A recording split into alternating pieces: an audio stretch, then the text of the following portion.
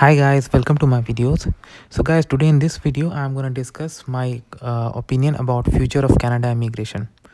Before I proceed further, I would like to clarify that this is not legal information. Instead, this is personal analysis. This is my personal opinion. So I claim no responsibility of accuracy of this information. It could be absolutely correct and it could be absolutely wrong. So this is just my opinion, personal opinion. All right guys, so let's proceed. Definitely, I believe that we are going to have high immigration numbers because even during the time of COVID-19, if you compare the way Canada is issuing immigrant visas to other countries, you can feel the difference. If you compare Canada with other countries like Australia, you can see that still Canadian borders are very much open for many people and it's not completely locked, and still people are coming in under various categories. So that is a good thing. And for economic recovery, a lot of invitations are being issued under economic classes. Yes, I do understand that the preference is being given to Canadian experience classes or some international students who got a very good opportunity recently to directly apply for permanent residence. Now, the second topic is municipality based immigration. So, when this present government returned to the power in 2019 after the federal election, they had a promise made in their agenda was municipality based immigration.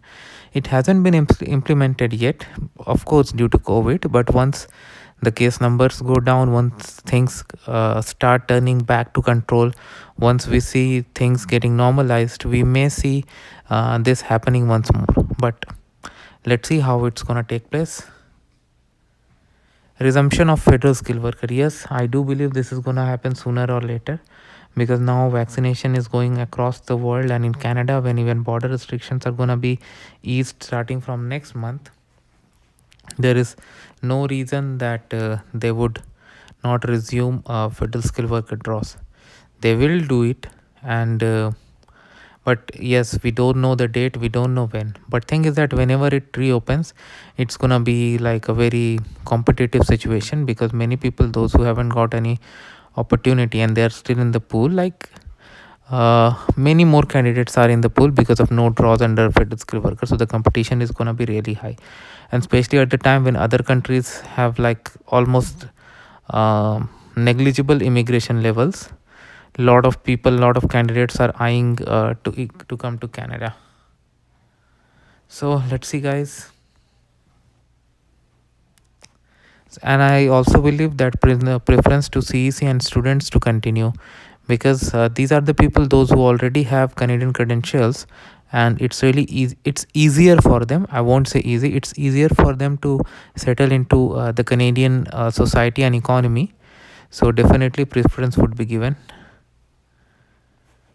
Family reunification, like even during COVID times, they finalized many cases and they are still finalizing. So family reunification like spouse sponsorship and other processes are supposed to be continued.